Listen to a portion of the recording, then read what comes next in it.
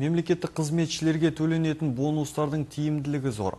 Әрбір жұмысшының қызметін бағалау нәтижелері бойынша белгіленетін ақшалай төлем азаматтардың тұрмыстық жағдайын жақсартуға мол мүмкіндік беріп отыр.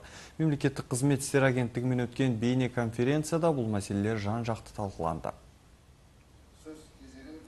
Алдымен мемлекеттік органның бонустық қоры, одан кейін құрылымдық бөлімшелердің және мемлекеттік қызметтердің бонусы анықталады. Бұл негізінен қызметкерлердің білім деңгейі, жұмыс тәжірибесі мен жүктелген міндеттің күрделілігі, сондай-ақ нәтижеге қол жеткізу дәрежесі арқылы сараланады. Жалпы қызметкерге тиесілі бонусын анықтау арнайы құрылған комиссиямен жүргізіледі. Бұл ретте оның жеке жұмыс жоспарының орындалуы бағаланады. Сонымен ережедегі формулаға сәйкес бағаланған пайыз қызметкердің нақты атқарған жұмыс күндерінің санасына көбейтіледі.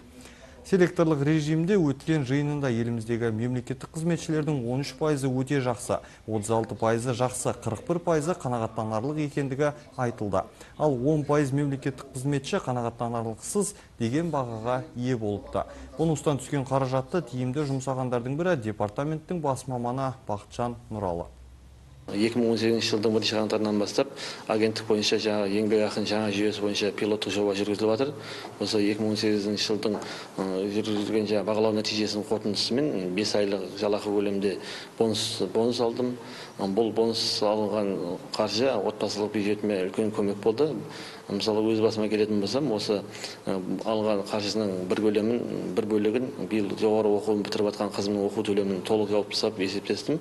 Ал қалған бөлігін алдағы жылы оқуға түсуге ниеттеніп отқан ұлымның оқу төлемін төлеймін деп жоспарлап отырмын.